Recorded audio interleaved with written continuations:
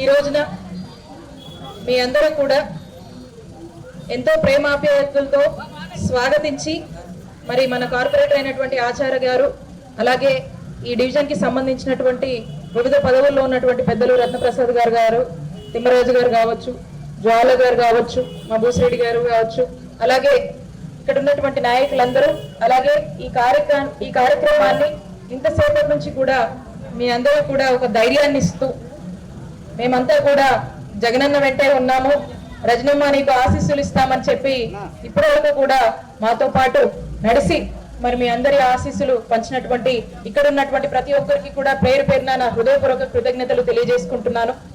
మీ అందరినీ కూడా ఒకటే కోరుతా ఉన్నాను, మన జగనన్న ప్రభుత్వం వచ్చాక ఈ 5 సంవత్సరాల కాలంలో మరి ఈ రోజు ప్రతి ఒక్కరూ రాష్ట్రంలో ఉన్నటువంటి ప్రతి పేదోడు సంతోషంగా ఉన్నాడు. దానికి కారణం మన జగనన్న ప్రభుత్వము, మన జగనన్న పాలనలో మనకు అందించినటువంటి సంక్షేమ పథకాలు. ఈరోజు ఏ అక్కని అడిగినా ఎవరిని అడిగినా కూడా ఈ రాష్ట్రంలో అక్క అమ్మఒడి వచ్చిందా, జగనన్న అమ్మఒడి వచ్చిందా అంటే వచ్చింది అని చెప్తా ఉన్నారు. పేదలందరికీ ఇల్లు అని చెప్పి ఈరోజు జగనన్న మనకు ఇల్లులు ఇచ్చాడు కదా, మా హక్కులు మన మీద పెట్టాడు కదా, మన పేరు మీద అని అంటే అవును మనకు వచ్చినాయి అని చెప్పేటువంటి పరిస్థితి. చేయిత లాంటి పథకాలతో ఒక చెల్లెళ్ళకి నేరుగా బ్యాంకు ఖాతాలకే డబ్బులు వేసి మరి ఎంతో ఆర్థికంగా అండగా నిలిచినటువంటి ప్రభుత్వం ఏదంటే జగనన్న ప్రభుత్వం ప్రతి ఒక్కరు కూడా గుర్తొచ్చేటువంటి పరిస్థితులు. వైఎస్ఆర్ వాహన మిత్ర పథకాలు లాంటివి ఇచ్చి మరి ఎంతో మంది ఆటో అన్నులను ఆదుకున్నటువంటి ప్రభుత్వం జగనన్న ప్రభుత్వం.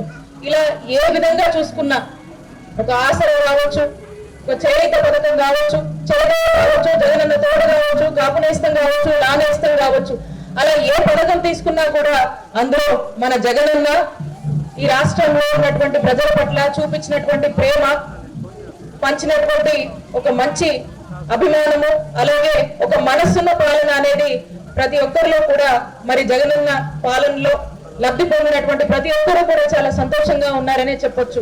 నేను మీ అందరినీ కూడా ఒకటే అడుగుతా ఉన్నాను, జగనన్న మనకి ఇంత మేలు చేశాడు, ఇంత మంచి చేశాడు, మళ్ళీ ఇవన్నీ కొనసాగాలంటే జగనన్నే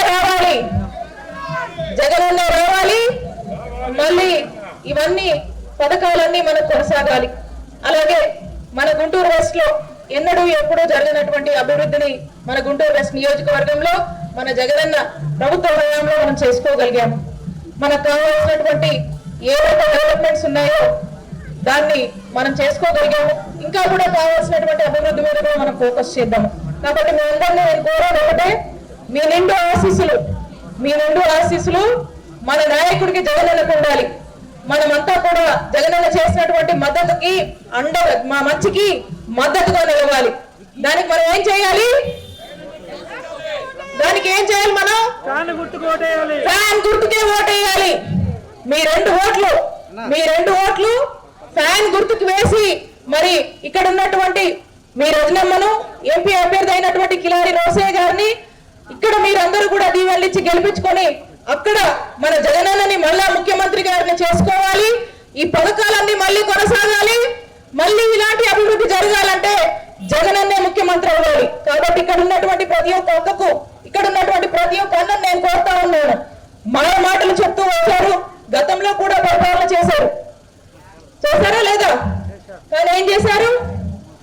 ఏం చేయలేదు, వాళ్ళ మాటలు చెప్పుకుంటూ వస్తూ ఉన్నారు.